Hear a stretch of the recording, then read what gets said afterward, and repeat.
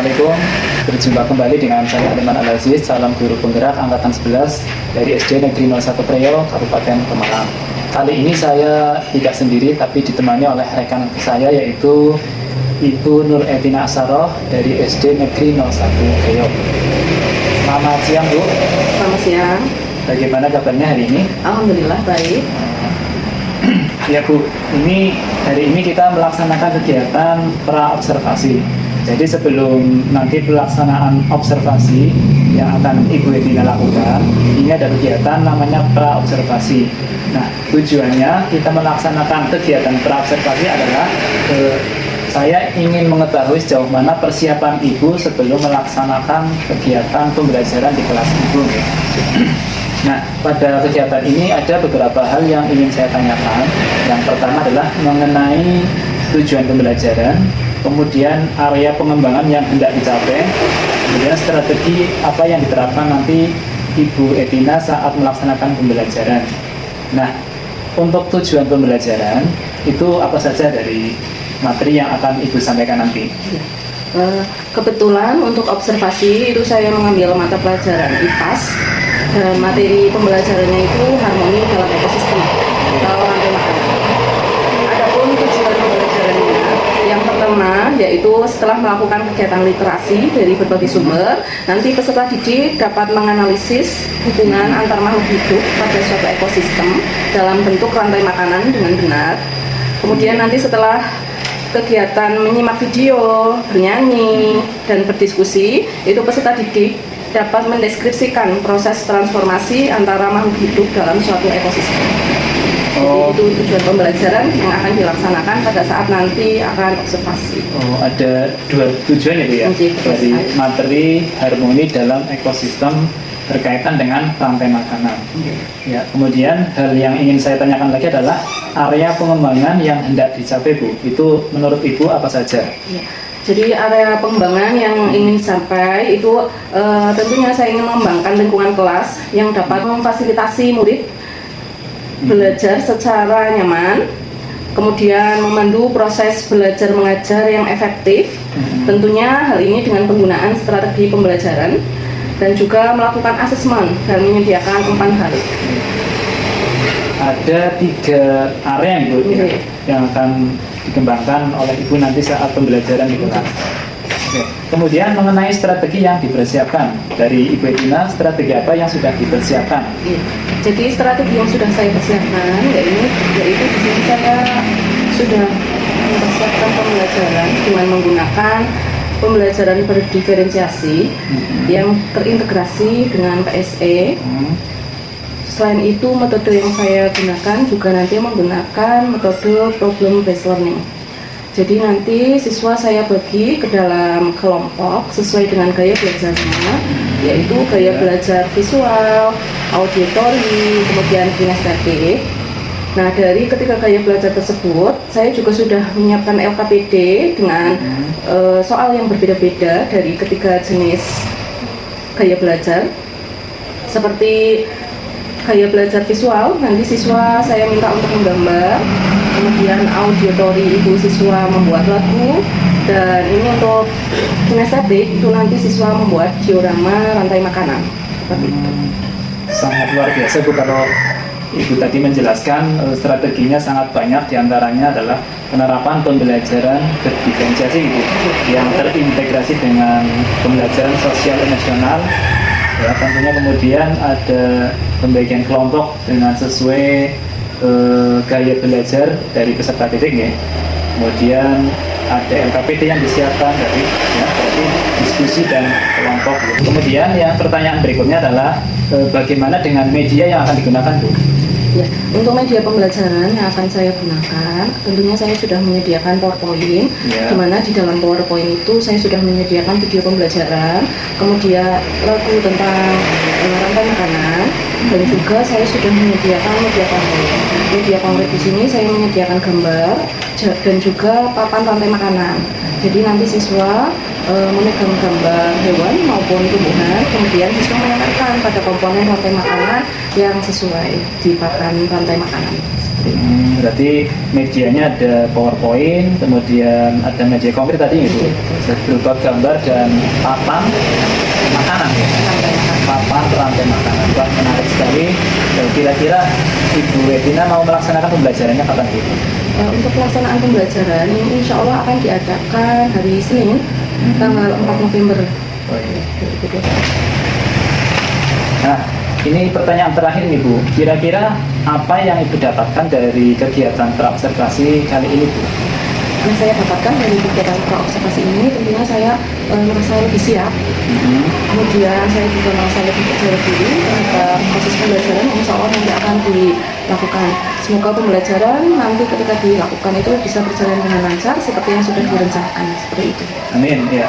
Dari penjelasan Ibu Edina tadi cukup menarik dan saya semakin semangat untuk mengikuti pembelajaran Ibu Edina nanti di kelas 5 ya.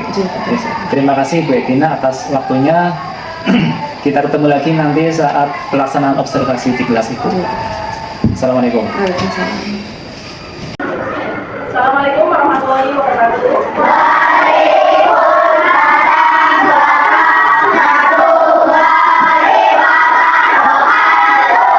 Selamat pagi semuanya.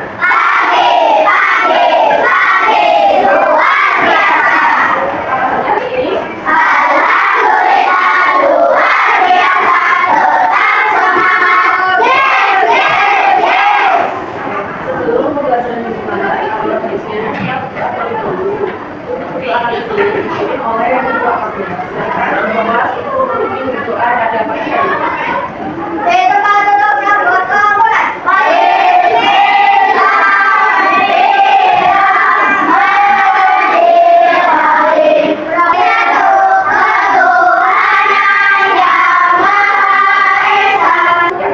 Tadi Intan dan juga Gisela sudah berapa guru dan mereka itu hari ini tidak masuk sekolah dikarenakan sakit ya. Kita doakan semoga Intan dan Gisela itu bisa sembuh dan bisa kembali hadir di tengah-tengah kita untuk belajar bersama di kelas. Amin ya Mbak.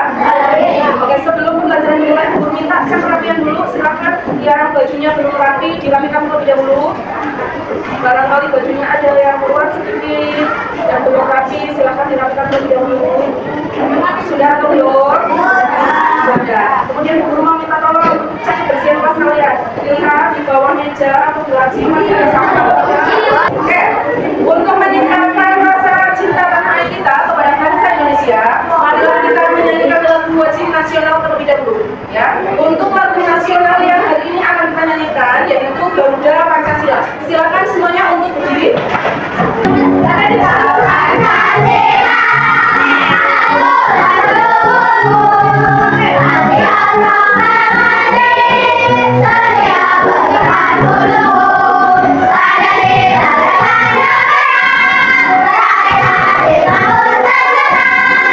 perasaan kalian hari ini? Dari rumah kalian senang tidak? Yang mungkin di rumah perasaannya belum senang atau masih ada yang dipikirkan, sekarang Ibu minta lepaskan semua pikiran yang ada. Sekarang Ibu minta silakan kalian untuk membersihkan tenang sejenak. Oke, semuanya bersihkan tenang sejenak. Tidak ada yang bersuara, tidak ada yang melakukan aktivitas apapun. Silakan kita bersama-sama untuk tarik nafas, dikeluarkan. Guru akan mengingatkan kembali kepada kalian tentang pembelajaran yang sudah kita lewati di minggu kemarin. Jadi di minggu kemarin kita sudah belajar tentang lingkungan abiotik dan lingkungan biotik. Ada yang masih ingat contoh dari lingkungan abiotik itu apa saja? Lingkungan abiotik adalah lingkungan yang hidup dalam sebuah ekosistem yang mempengaruhi keberlangsungan makhluk. Dan kira-kira lingkungan abiotik itu contohnya ada apa saja? Yang sekali ada tanah, udara, matahari, dan air. Sekali. Kemudian guru mau tanya, lingkungan biotik itu contohnya ada apa saja lingkungan biotik? Ya, ada tumbuhan dan juga ya hewan. Jadi lingkungan biotik itu lingkungan atau ya yang mempengaruhi keberlangsungan dalam sebuah ekosistem. Nah, Nah, jika kemarin kita belajar tentang lingkungan abiotik dan lingkungan biotik, pada pembelajaran kali ini kita akan belajar tentang rantai makanan. Adapun tujuan pembelajaran kita pada hari ini yaitu setelah melakukan kegiatan literasi dari berbagai sumber, itu kalian nanti akan dapat menganalisis hubungan antar makhluk hidup pada suatu ekosistem dalam bentuk rantai makanan dengan benar. Kemudian, dengan melakukan kegiatan menyimak video, kemudian bermain game dan berdiskusi, itu kalian akan dapat mendeskripsikan proses transformasi antara makhluk hidup dalam suatu ekosistem. Nah, manfaat kita mempelajari tentang rantai makanan pada hari ini, yaitu kita dapat mengetahui alur atau rantai makanan maupun energi dalam kehidupan. Selain itu juga menjaga kestabilan ekosistem makhluk hidup dan mencegah terjadinya penggunaan suatu hewan. Nah, sebelum pembelajaran kita mulai lebih lanjut, guru ingin mengajak kalian untuk melakukan ice breaking terlebih dahulu. Ya, coba tepuk semangat sudah pada mengetahui tepuk semangat itu seperti apa ya? Oke, tepuk semangat.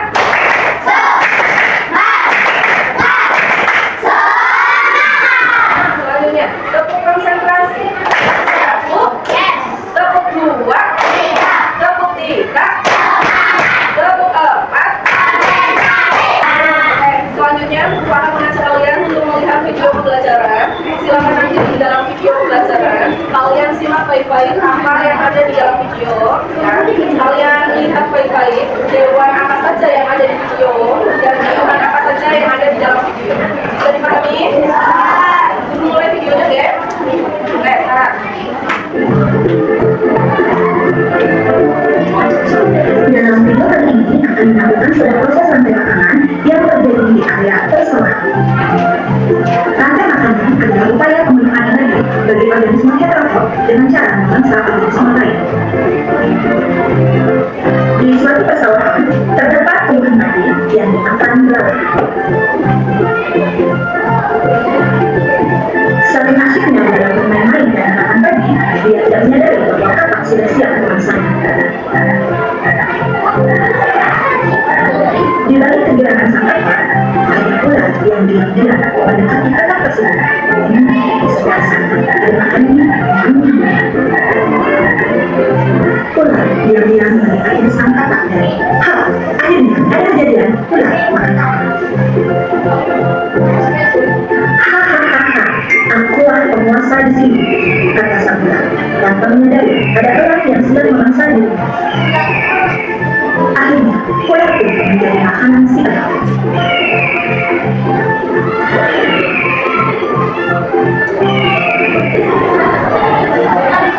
Setelah alam mati, akan ada bakteri pemulai yang akan memulaikan biasa.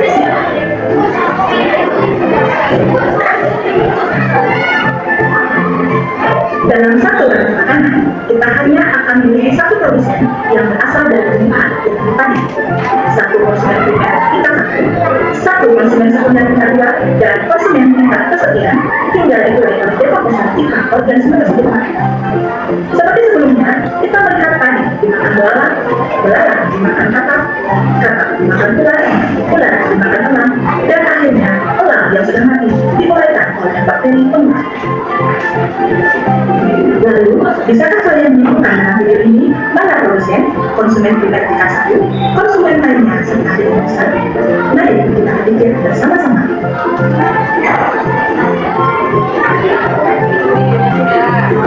Tanya, menurut kalian tumbuhan apa yang tadi ada di dalam video?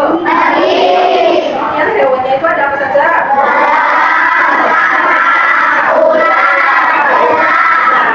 Itu adalah tumbuhan dan hewan yang ada di dalam video yang sudah kalian lihat.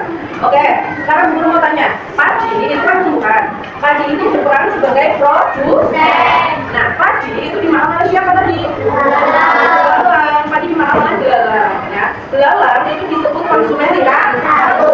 Kenapa belalang disebut konsumen tingkat satu? Karena belalang itu makan langsung dari produsen. Ya, jadi peran belalang di dalam video tersebut sebagai hewan herbivor yang makan tumbuhan. Nah, kemudian tadi belalang, video belalang itu dimakan apa? Kata berperan sebagai apa?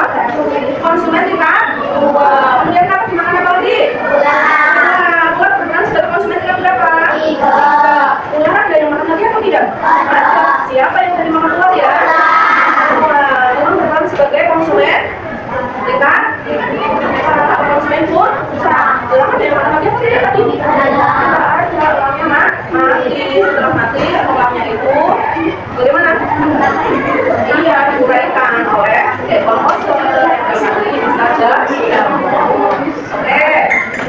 Sekarang setelah kalian melihat video, guru akan membagi kalian menjadi beberapa kelompok, yaitu ada kelompok visual, kelompok auditory, dan juga ada kelompok kinestetik. Nah, berarti ini guru membagi kelompok visual sebelah sini, kelompok auditory sebelah sini, dan juga kelompok kinestetik. Guru sudah membagi berdasarkan gaya belajar, oke?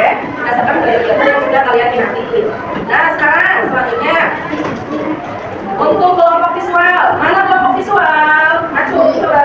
Oke, kelompok visual. Perhatikan gambar berikut. Ya, silakan hadap ke layar. Ya.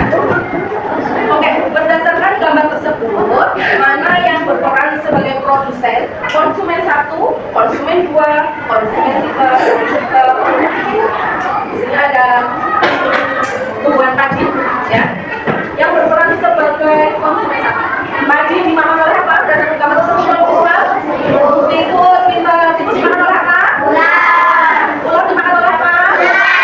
Pintar sekali. Kemudian orang mati, ya, kemudian dikuraikan oleh jamur. Oke, mau tanya, ya, berdasarkan gambar yang sudah ada di layar, tumbuhan apa yang berperan sebagai produsen?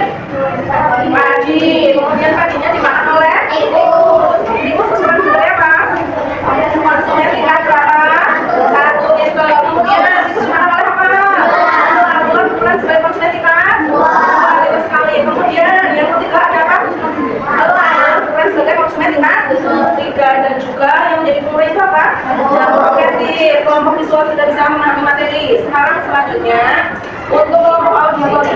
Oke, kelompok auditory mana suaranya? Angkat tangan. Oke, kelompok auditory.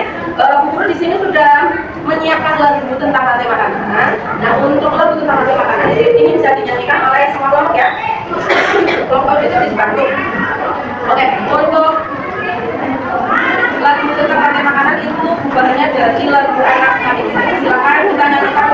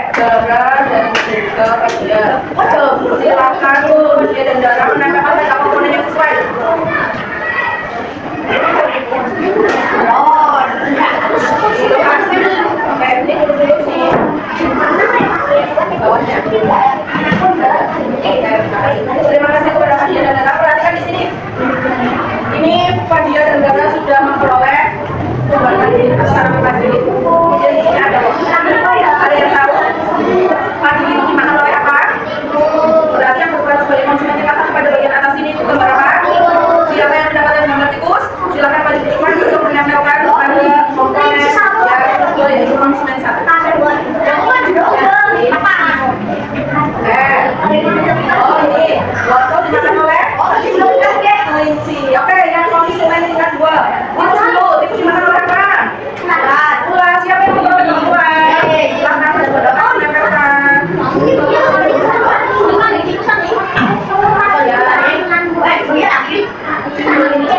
Dimakan oleh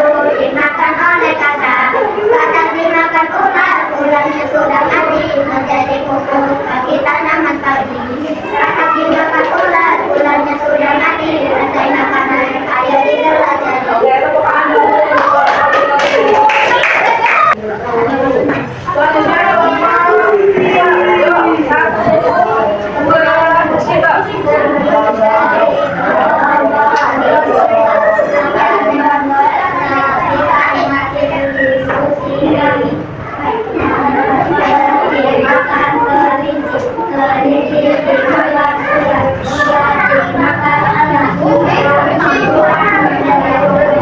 teman buat kelompok sekolah. Nah, sekarang mengerjakan evaluasi, silahkan dikeluarkan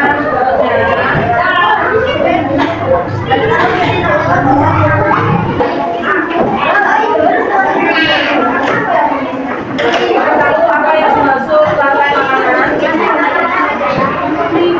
Nomor dua, sebutkan komponen dalam lantai makanan, itu apa saja komponennya? Yang ketiga, padi, jagung, dan singkong itu diulang sebagai apa? Sebagai lantai makanan. Nomor empat, wortel, kelinci. Wortel dimakan kelinci dimakan musang atau ular. Dia ular dimakan elang. Berdasarkan rantai makanan tersebut, yang berperan sebagai konsumen tingkat 3 itu apa? Oke, sekarang kita coba bersama-sama ya. Untuk yang pertama, apa yang dimaksud dengan rantai makanan? Rantai makanan adalah peristiwa makan dan dimakan antar makhluk hidup. Kemudian nomor dua, sebutkan komponen dalam rantai makanan. Ada produsen, terus konsumen 1, konsumen 2, konsumen 3, dan juga pengurai. Kemudian padi, jagung, dan singkong berperan sebagai apa? Produsen, benar sekali. Kemudian nomor 4, wortel, kelinci, musang, dan elang. Yang berperan sebagai konsumen tingkat 3 yaitu elang, benar. Kemudian jagung dimakan ular. Ular itu berperan sebagai konsumen tingkat 1, benar sekali. Sudah semua keluar betulnya, banyak ya? Banyak apa tidak betulnya? Banyak. Oke. Selanjutnya berarti kalian hari ini sudah belajar tentang rantai makanan. Ini mau tanya, kira-kira pelajaran hari ini apa yang kalian rasakan dari gambar tersebut? Gambar yang mana? Yang senang atau yang sedih? Bagian mana yang paling kalian senangi saat pembelajaran? Oke. Itu saja pembelajaran untuk hari ini ya. Jadi hari ini kita sudah belajar tentang rantai makanan, kemudian komponen-komponennya ya. Untuk pelajaran selanjutnya ini pelajaran IPA selanjutnya kita belajar tentang dari mata. Nah, untuk pelajaran IPA kali ini sudah sampai di sini saja. Sekian dari guru. Wabillahi taufiq wal hidayah. Wassalamualaikum warahmatullahi wabarakatuh.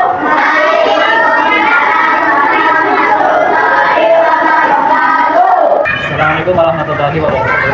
Ketemu lagi dengan saya, Aliman Al-Aziz, calon guru penggerak angkatan 11 dari SD Negeri 01 Priok.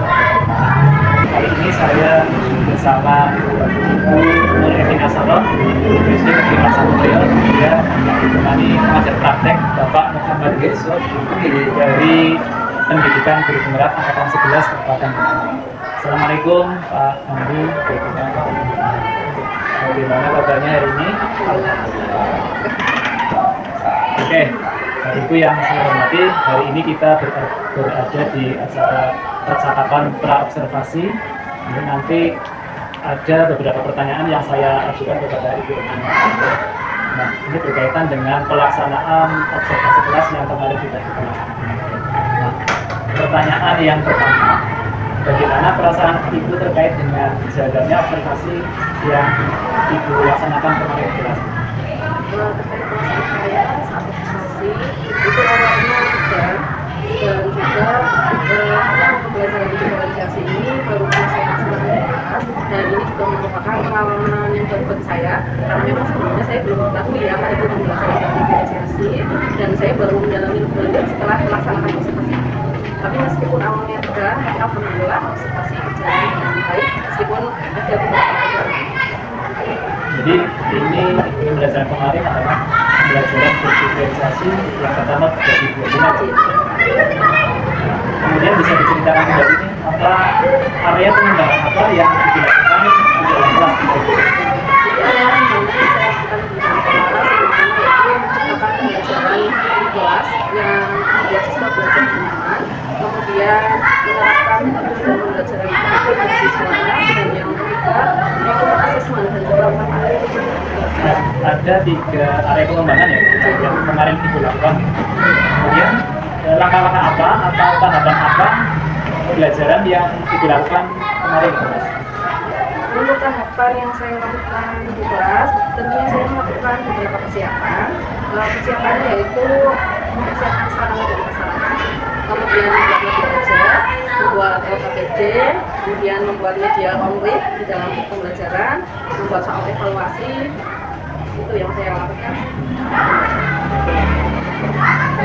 Jadi itu yang dilakukan ya, lakukan dalam proses pembelajaran di kelas kemarin. Nah, sejauh mana area pengembangan yang sudah disampaikan tadi, apakah sudah berhasil diterapkan atau dilakukan atau belum begitu ya? Kalau menurut saya area pengembangan itu sudah mencakup area pengembangan yang memang ditujukan seperti itu ya, tetapi masih ada kekurangan seperti itu. Jadi sudah dilaksanakan, tapi ada beberapa. Kira-kira menurut Ibu ini kekurangan apa yang Ibu alami pada saat melakukan proses pembelajaran? Kekurangan yang saya alami pada saat proses pembelajaran, ketika saya bagi anak menjadi kelompok visual, audiologi, kemudian kinesthetik. Dan di dalam anak-anak berkelompok itu memang ada beberapa anak yang belum aktif dalam diskusi seperti itu. Jadi mereka masih mengandalkan beberapa teman seperti itu untuk mengerjakan tugas yang sudah disediakan. Jadi selama pembelajaran masih ditemui ada beberapa anak itu, terutama yang tidak aktif dan cenderung mengandalkan teman.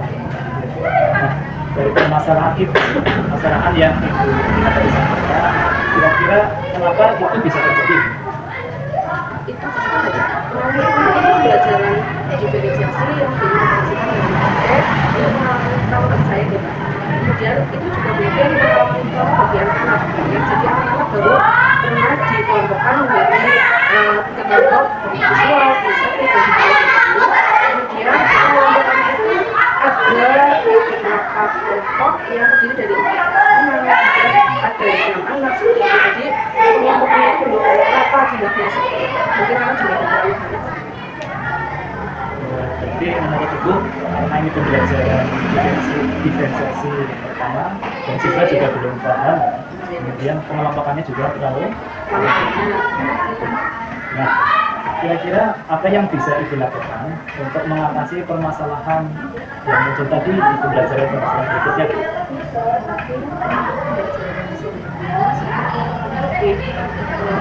Kesesuaian jumlah jumlahnya. Kemudian untuk masalah yang sesuai yang tidak aktif, mungkin saya bisa mengamalkan kelompok mereka kesiapan belajar mereka seperti itu. Mungkin di awal belajar harus mempersiapkan tes itu kepada anak, kemudian koreksi terlebih dahulu seperti itu. Nanti ini mereka baru belajar, mereka sedang, kemudian dari situ saya bisa melakukan lagi dalam kelompok yang sesuai sehingga nanti mungkin kemudian tugasnya itu dan saya juga nanti tetap melakukan pembelajaran diferensiasi solusinya yang sangat baik menurut saya. Jadi Ibu mengutarakan selain ada siswa yang kurang aktif, kemudian juga setelah diamati ada siswa yang kurang siap gitu. Jadi kesiapan belajar siswa masih ada yang belum siap, jadi mereka cenderung kurang aktif dan kelompok siswa. Dan solusi dari Bu Edina tadi pembelajaran berikutnya masih dengan pembelajaran berdiferensiasi dengan pengelompokan sesuai dengan tingkat kesiapan belajar siswa. Jumlahnya ada di sedikit tulisan grafika seperti itu juga jangan sampai lebih dari 4 orang kan masih ada yang 4, ada 5. Itu solusi yang menurut saya baik sekali. Nah, kira-kira itu mau menerapkan pembelajaran yang seperti itu tadi mulai kapan? Insya Allah secepatnya. Ini sudah datang. Ya, mudah-mudahan apa yang diterapkan tadi solusi yang sangat bagus secepatnya terrealisasi dan saya tunggu kabar baik dari Ibu tentang keberhasilan menerapkan pembelajaran berdiferensiasi yang tujuannya adalah membuat siswa aktif belajar secara nyaman dan mereka antusias dan itu tadi terutama proses pembelajaran berjalan dengan baik, siswa mengikuti pembelajaran dengan sangat nyaman dan aktif. Terima kasih Bu Edina atas jawaban-jawabannya. Mudah-mudahan apa yang Ibu sampaikan tadi secepatnya terrealisasi. saya persilakan kepada Bapak Andi selaku pengajar praktik untuk memberikan umpan balik atau tanggapan-tanggapan terkait dengan kegiatan pasca observasi ataupun kegiatan pada observasinya. Kepada Pak Andi kami persilakan. Terima kasih Pak Arifan untuk hasil observasi yang saya amati. Memang proses itu sudah berjalan adalah melakukan percakapan dengan petani-petani yang mengulas serta tidak membunuh, semua sudah akan menggunakan. Banyak itu Pak yang mau disampaikan.